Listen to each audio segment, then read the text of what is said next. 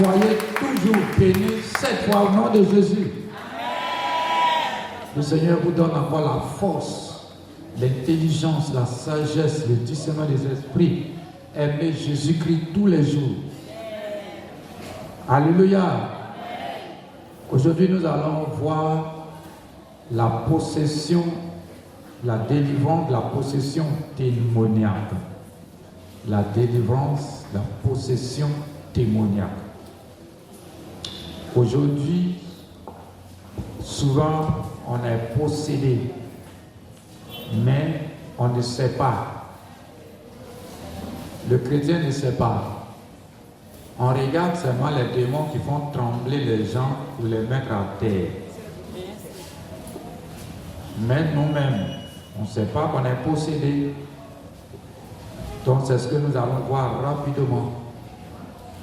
Gloire à Jésus. Parmi le peuple qui peut lire une Bible, Luc 11, versets 24 à 26. Dans le peuple, Luc 11, 24, 26. Qui peut me lire? Qui sait lire? Ok. Luc 11, verset 24 à 26. Lorsque l'esprit impur est sorti d'un homme, Oui. il va dans les lieux arides pour chercher du repos. Oui. N'en trouvant point, il dit, je retournerai dans ma maison d'où je suis sorti. Et quand il arrive, il la trouve balayée et ornée. Oui. Alors il s'en va, et il prend 7 autres esprits plus méchants que lui.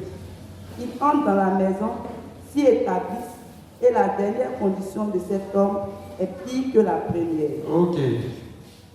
Bien-aimés chrétiens, vous voyez, les gens, quand on fait la délivrance de certaines personnes ici, suivez-moi bien, à un moment, ça commence à aller.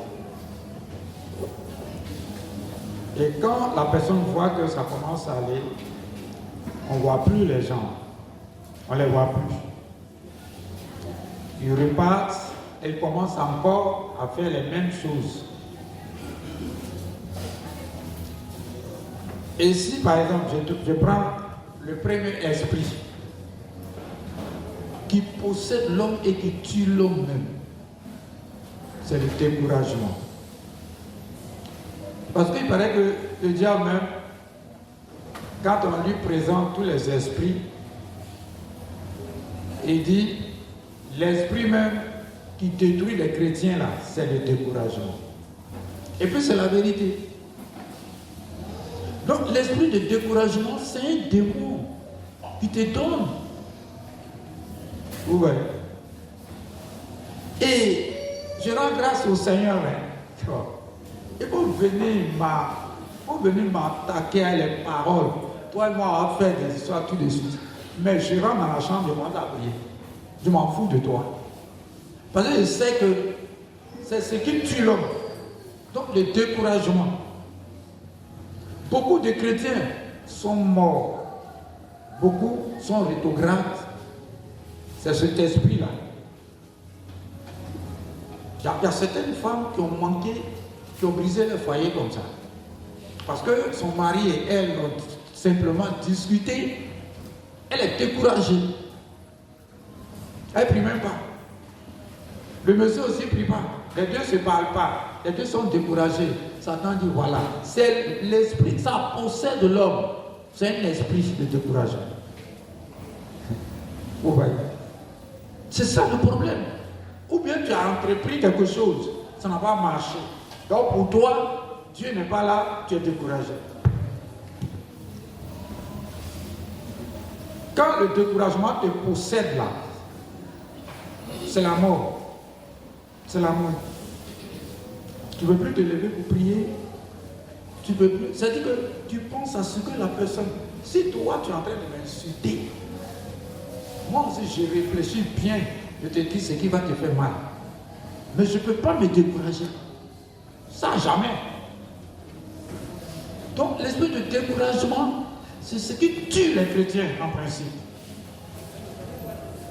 Parce que, bon, Et il y avait des fiançailles. À un moment donné, les fiançailles peuvent se briser. Il y a des gens même qui étaient fiancés dans l'église. Les gens se sont sûrs. Et puis après, Satan est venu, il a brisé tout ça. Et la fille, elle est découragée. Elle ne prie plus parce que pour elle, son salut là, c'est Marie sur la terre là, qui est bon. Donc comme elle est fiancée, elle s'est brisée là, alors c'est fini. Mais elles sont mortes au plein contact, sont mortes. Ça fait quoi? Peut-être que ce n'est pas pour toi. Ce n'est pas pour toi, c'est tout. Fiançailles brisées, donc toi tu es découragé. Il y en a même qui disent je ne vais plus à l'église. Mais ça fait rigoler quoi. Donc c'est à cause des garçons, c'est lui qui t'a sauvé. C'est lui que tu venais adorer. Ou bien c'est elle que tu venais adorer. Bien aimé. Et ils sont découragés. Si tu n'as pas choisi ta cote, même dans le foyer, tu auras tous des problèmes. C'est la vérité. Donc à cause des garçons, par exemple, ça n'est pas arrivé au bout, alors tu es découragé. Satan vient, il te frappe sur tout. Ça, c'est un grand esprit. Quand il nous possède, tu es hors classe. C'est-à-dire que tu es mort, fini. Donc, je vais parler de l'esprit du découragement. Bien. Souvent même, il y a des gens qui disent non, mais papa, ton pasteur, là, tu as rien de tes pasteurs qui m'a parlé mal. Donc, moi, ça m'a découragé. Bien aimé. Parce que, en fait, quand nous allons lire un texte tout à l'heure, l'humilité de Marie, c'est ce qui a fait, quand vous écoutez la prière de Marie, c'est ce qui a fait que Dieu est venu dans sa bassesse, Quand il dit dans ma bassesse, ça veut dire que le sens d'humilité de Marie était tellement élevé.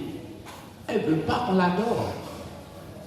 Donc, un chrétien qui n'est pas humble, c'est ce chrétien-là qui ne veut même pas qu'on lui fasse des remontrances.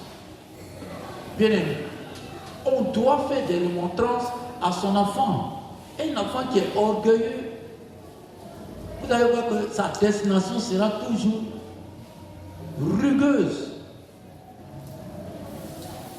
Donc, ne vous découragez jamais. Même si moi, je me suis comporté mal envers toi, mais ce n'est pas Jésus-Christ. Bien aimé.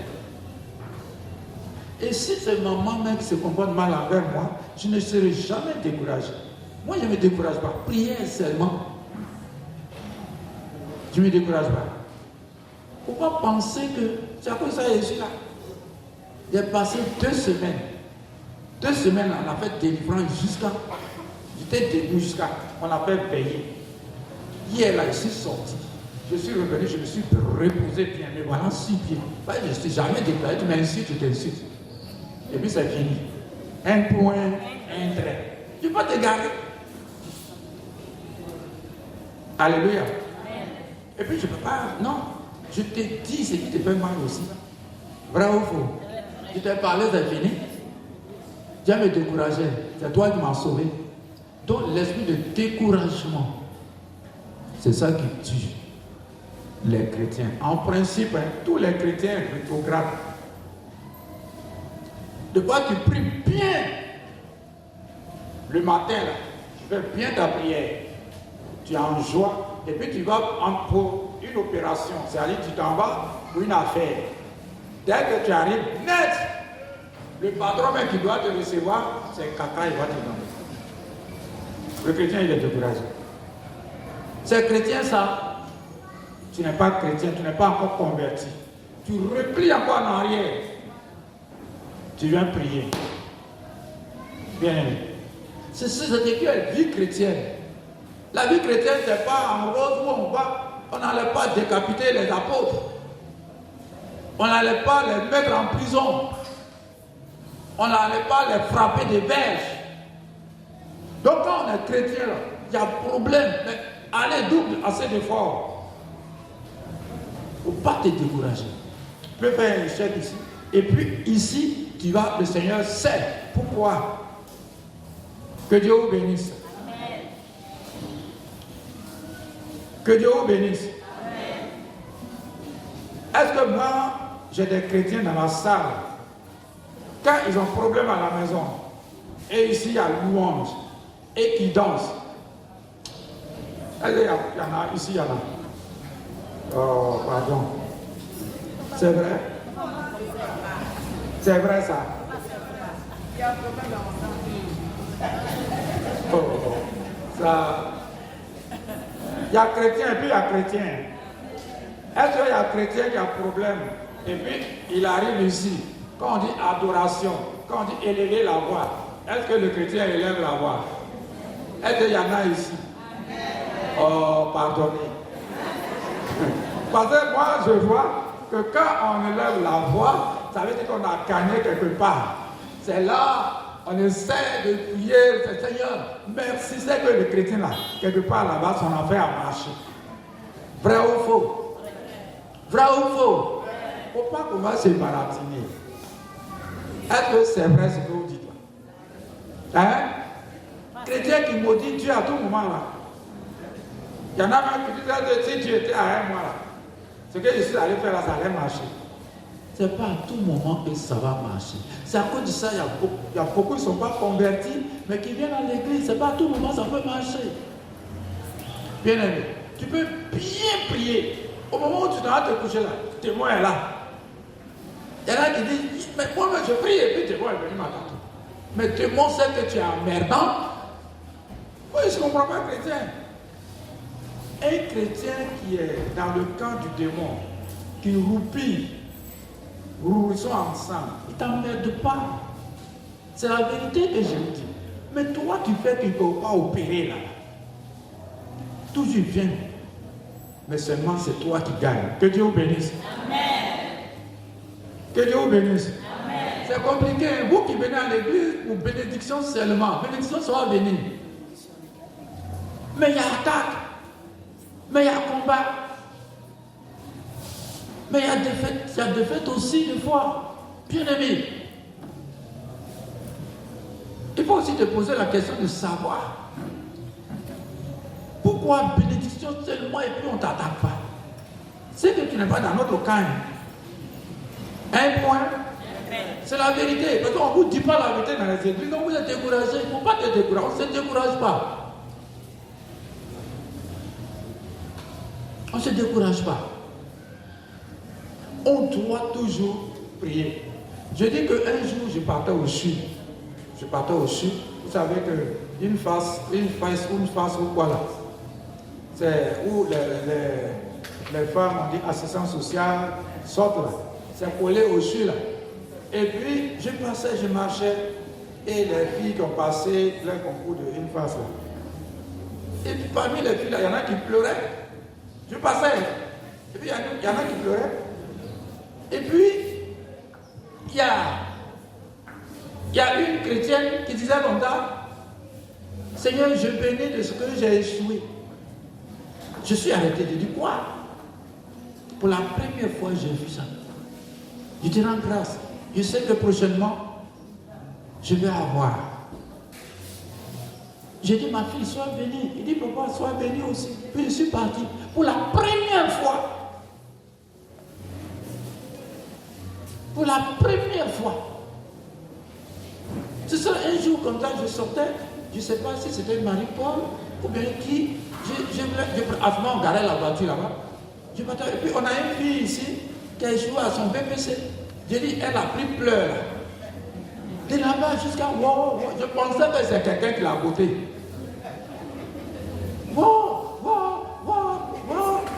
Je dis, ma fille, à quoi? Il dit, papa, il faut dire à mon papa que je ne veux plus faire la troisième. Je veux qu'il fasse seconde. Je dis, oh, mais tu m'as découragé. Ma fille, tu vis encore et puis tu es petite. Comme toi, il ne va pas payer la seconde. Tu vas reprendre la troisième. Et puis tu vas avoir. Hein? Calme-toi. J'ai essuyé celle-là. Je dis, calme-toi. La vie n'est pas finie. L'échec là, ça va faire que tu as étudié encore plus. Parce que, tu sais, l'échec là, ça fait que tu as un peu honte, non? Mais tu n'as pas étudié, mon fils. Jésus là, il fait miracle. Hein. Mais toi qui n'as pas mis pied à l'école, tu n'as pas étudié. Et puis, quelqu'un là, on l'envoie du village. Il n'a même pas fait CP1, CP2. Et puis on dit, bon, comme Jésus fait miracle, donc on va lui donner le bic. On va gêner 21 jours. Mais tu vas échouer. Un point. Donc ma fille, il faut étudier. Elle a étudié. Elle a eu son BPC. Elle a été orientée en seconde. À l'heure où je parle, peut-être qu'elle fait cette année la première. Donc c'est ça le problème. Le chrétien ne doit pas se décourager. Mais tu dois bénir le Seigneur si tu n'as pas marché quelque part. Qui peut faire ça? Moi. D'accord. On acclame le Seigneur. Je sais que j'ai des bons chrétiens. En tout cas, je sais que j'ai des bons chrétiens. Un point. Non, j'ai des bons chrétiens. Bon, vraiment hier, je vous ai parlé d'un esprit dangereux. Cet esprit-là s'appelle les pensées obscènes. Les pensées obscènes. Moi, en tant que père, c'est un secret que je vous file. Et prenez ça au sérieux. Les pensées obscènes, c'est-à-dire, si le Seigneur, chaque matin, pendant que nous adorons, si Dieu ouvrait le cœur de chacun, on allait tous fuir de la salle parce qu'on aurait honte. Bien aimé, on aurait honte. Parce que dans ton cœur, il y a des choses cachées, et puis dans ton physique, tu fais semblant. Vous voyez? Et ces personnes-là ont des pensées obscènes, c'est-à-dire qu'elles pensent mal au-dedans d'elles-mêmes. Et c'est ce que le Seigneur regarde. Ça fait que tu vas rester longtemps à l'église. Bon, quand les gens te voient, nous voyons ton gabarit. Nous voyons ta manière de te présenter. On peut dire, cette personne, elle est belle, elle est jolie, mais qu'est-ce qu'il ne va pas dans sa vie? Parce qu'elle a des pensées obscènes qui ne glorifient pas le Seigneur. Malgré ce qu'elle fait, mais elle ne plaît pas à Dieu. C'est ce qui est important pour le Seigneur. Nous pouvons venir ici. Tu peux bien danser. On peut te faire on peut te faire mais tes pensées internes au-dedans de toi ne sont pas bonnes. Donc le Seigneur te rejette. Ça, c'est la vérité. Tu peux même prêcher. Mais comme tu as des pensées obscènes, tu vois, c'est ce qui est important. C'est pour cela qu'il ne faut pas juger. Il ne faut pas trop insulter Dieu pour dire que mais pourquoi l'autre là est comme ça et puis il est comme ça. Il faut que tu sois brisé. Bien-aimé, ton intérieur. On peut être orgueilleux ou orgueilleuse, mais ne pas faire sortir. La méchanceté interne, Dieu voit ça et il ne te donne pas. Parce qu'en fait, il sait que tu n'es pas gentil. Dieu, lui, il est amour. Il est amour. Il est fidèle. Il aime tout le monde. Et les chrétiens, j'ai vu ces chrétiens-là comme ça. Il y a même des pasteurs comme ça. Il y a des pasteurs comme ça. Tu peux parler en langue. Tu peux avoir des dons façon. Mais l'intérieur, tu es égoïste à l'intérieur. Tu penses à toi seul. C'est dangereux pour le chrétien. Un point. Le trait sort pas trop. Parce que je sais, non, c'est la vérité que je vous dis. Il y a beaucoup de chrétiens à l'église, mais qui ont des pensées obscènes.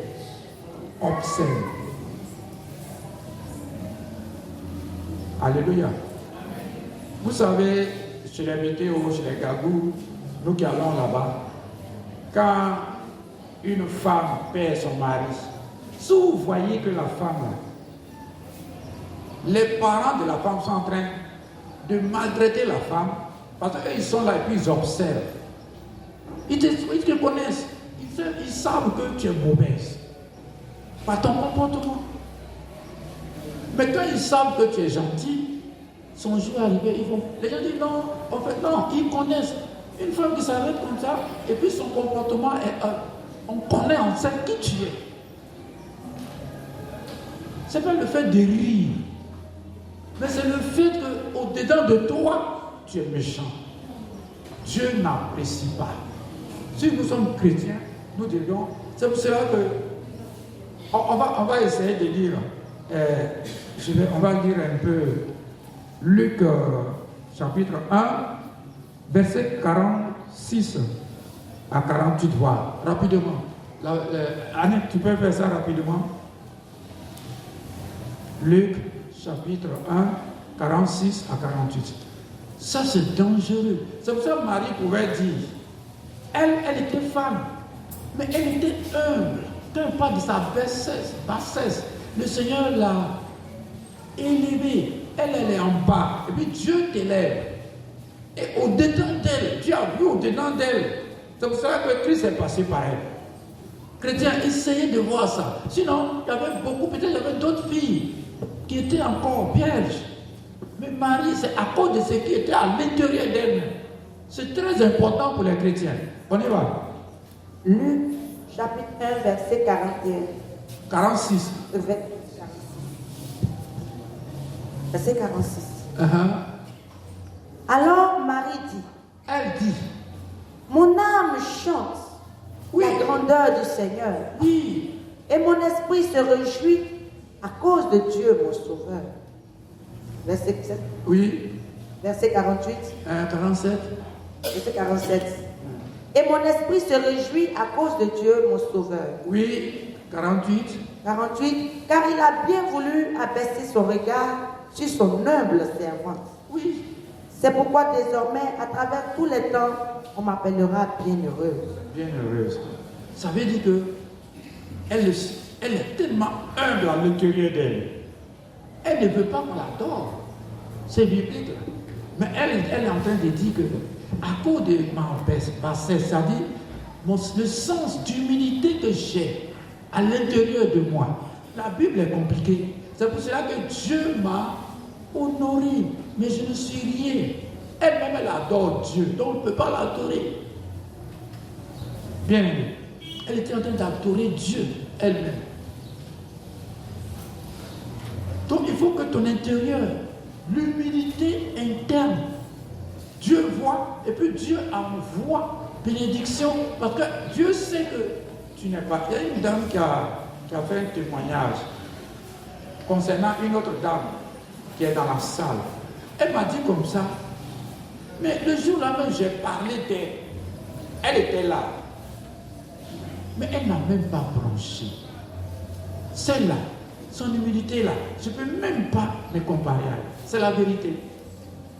C'est la vérité. La dame, elle est là. Mais une autre femme m'a parlé d'elle. Elle a dit comme ça, pourquoi je fais la comparaison par rapport à cette dame. Et elle est fâchée. Elle est fâchée. Mais cette dame n'a pas dit, mais pourquoi? Parce qu'on a fait comparaison. Toi, tu es fâché. La dame m'a accepté malgré sa colère. Et la dame est allée voir maman pour lui demander pardon. Malgré que l'autre n'a pas accepté la comparaison, mais elle est restée humble.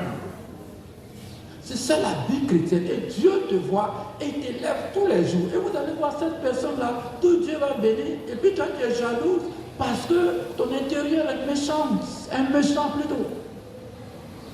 Et c'est ce qui est important dans la vie du chrétien. S'il vous plaît. S'il vous plaît. Ce n'est pas tous les démons qui font oh non.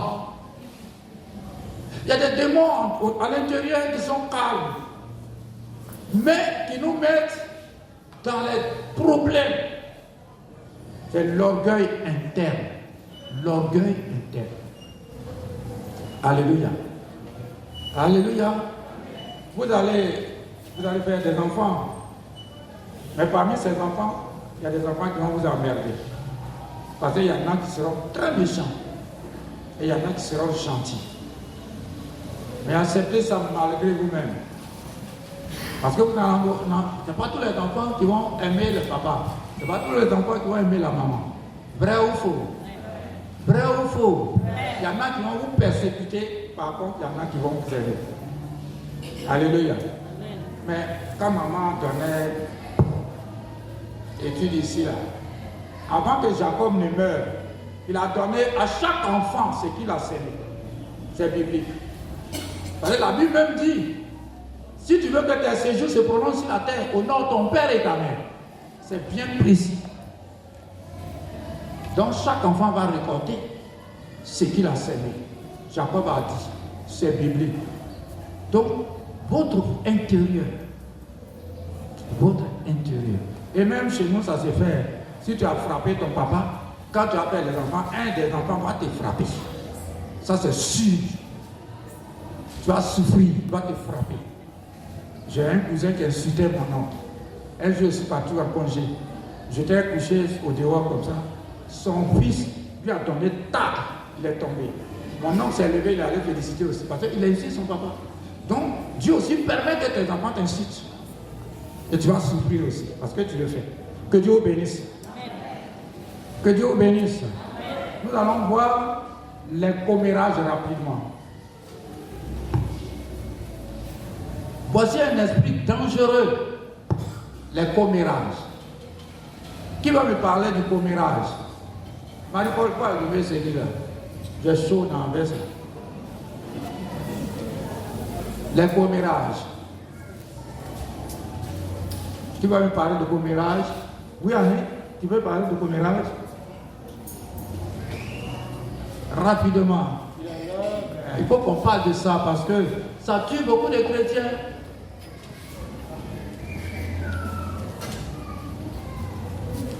Les commérages. Les commérages, c'est quand on dit des choses, méchantes de notre prochain. Avec médisance. Et puis on cogne les textes. Il y en a plein dans l'église. Des commérages, des choses méchantes. Il y a une médisance. Des choses qui ne sont pas vraies souvent. Et puis les choses qui ne sont pas vraies souvent. Si quelqu'un voit que je suis collé à Bricard, la personne qui fait commérage va chercher des trucs pour aller un jour comme ça, parce qu'il veut quelque chose de Bricard, ça va parler de ce que je n'ai jamais dit de Bricard. Ça c'est dangereux. Si Bricard aussi n'est pas quelqu'un qui est converti, il va dire un bon, donc c'est. Et puis, quand Bricard va dire, je m'avais demandé à papa, il dit non, pardon. Moi je m'avais demandé. Un point. Donc si tu es venu dire, je m'avais demandé. Alléluia.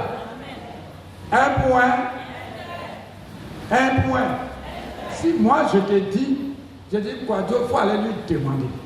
J'avais un cousin, j'étais à la marine, et puis j'avais un autre cousin qui travaillait à Yamoussoukro. Et le cousin m'a appelé. Il dit, ah, frère, cousin, je viens de faire sortir une nouvelle voiture lancée. Je dis, ah, félicitations. Il y a des gens qui sont mauvais. Et puis j'ai appelé l'autre cousin là. J'ai dit, tu sais que l'autre, il a fait sortir une nouvelle voiture lancée à l'époque là. L'autre là, il dit, ah bon, mais j'ai fait brûler lancée là. Je dis, mais pourquoi tu dis ça? J'ai appelé mon cousin là. Je dis, il dit, il veut brûler ta voiture. Bon, lui aussi, il a appelé. Il était confondu comme ça. Si tu viens me rapporter, je m'avais dit, j'appelle la personne. Un point. Mais il ne faut pas parler. Pourquoi? Tu mens alors. Si tu es venu dire, on appelle la personne, puis la personne aura honte. Et puis désormais, elle ne va pas cogner les têtes. On va se lever. On va acclamer le Seigneur. Il y en a plein comme ça.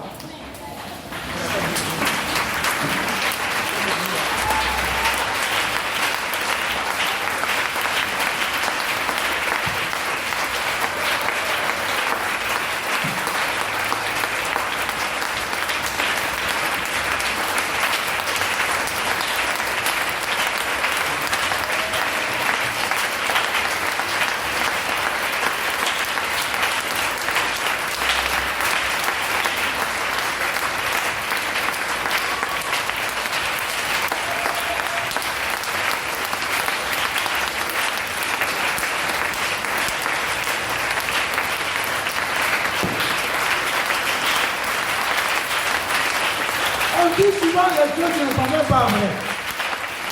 Alléluia. Il y a des personnes qui parlent de l'église parce que tu allais dire ce que toi-même tu n'as pas vu, tu leur as dit ça. Il dit, on dit c'est ça, je m'en vais. Tu as tué une âme comme ça pour rien. Oh, c'est pas vrai.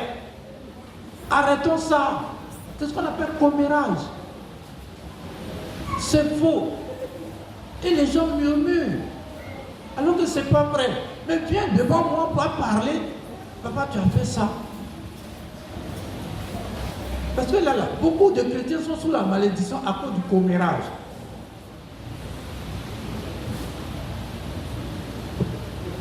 Tu n'as pas vu, tu racontes, tu dis aussi à l'autre, tu dis à l'autre. Bien aimé. Alléluia. Amen. Alléluia. Amen. Souvent même, il y a des personnes qui ont raté des occasions. Il y a un monsieur qui cherche une fille parce qu'il veut se marier. Peut-être qu'il était avec une fille avant, il était un païen. Bon, ils ne se sont pas entendus. L'autre femme m'a dit, lui là, il ne se marie pas. Hein. Est-ce que tu sais ce qui s'est passé? Hein? Et tu vas décourager la fille. À l'église, ça ne se passe ça. Lui là, il est ceci. Lui là, il est cela. Si c'est moi qui suis femme là, si toi tu t'en vas dire que lui là, il cherche beaucoup de femmes, il dit, tu as cherché. Faut lui poser la question s'il a cherché. Si elle dit, elle ne m'a pas cherché, dis là, attends, pourquoi tu dis ça? C'est des choses qu'il ne faut pas parler. On va acclamer encore le Seigneur, parce qu'on ne sera plus dedans.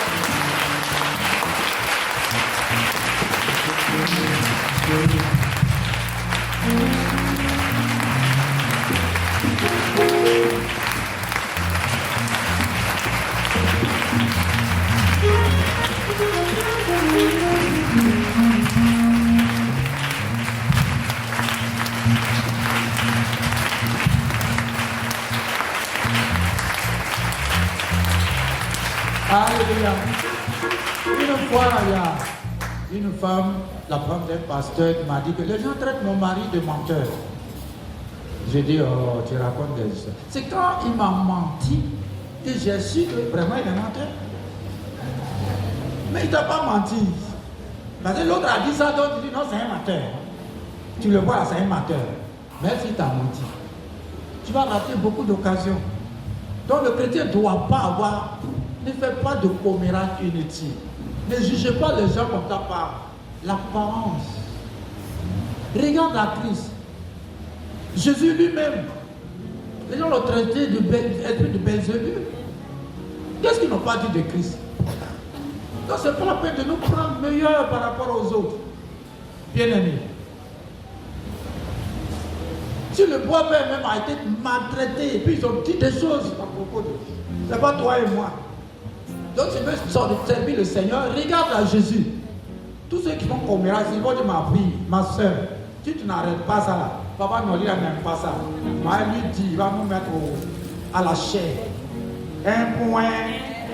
Et puis nous on va te dire, oh, commérage. Un point, c'est la vérité. Hein. Le jour que j'attrape un contact, je te mets ici. J'ai dit tout le monde crier. Si tout le monde s'en va, c'est bon. On va crier commérage. Comment? Commérage. Et puis si tu as une femme, c'est comméreuse. C'est ça? Acclame Jésus. C'est pas bon. C'est pas bon.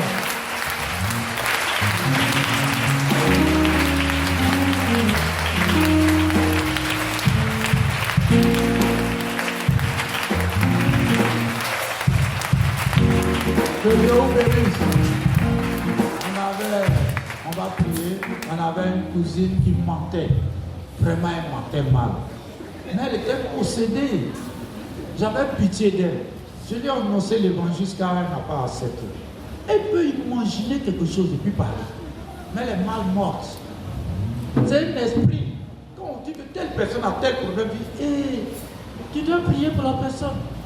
Mais tu ne peux pas prendre ça pour comparer tout le monde de l'église. Déjà, tu sais, l'église mente. Mais c'est une seule personne qui ment. Et ça fait que les gens vident les églises et puis après tu as le salaire. Parce que tu auras la malédiction sur ta vie. Puisque c'est faux, ce n'est pas tout le monde qui ment. Donc il faut arrêter de faire commérage. Beaucoup de bavardage inutile. Et on dit aussi ce qui est faux, ce qui n'est pas vrai. Ouais. Alléluia. Gloire à Jésus. Gloire à Dieu. C'est pour ça que quand les gens parlent d'un homme de Dieu, tu ne sais pas. La Bible nous dit qu'il y a un seul esprit, mais l'esprit se manifeste sous plusieurs formes. Pour pas immédiatement te mettre, tu ne sais pas ce qu'il y a là-bas. Tu t'attaches à la personne pour critiquer l'homme de Dieu. Peut-être que c'est faux, tu ne sais pas. Peut-être que c'est faux. Voilà pourquoi la Bible dit, ne touchez pas à mon oin. Il est comme ça, Dieu l'a choisi. Laisse-le comme ça. Alléluia.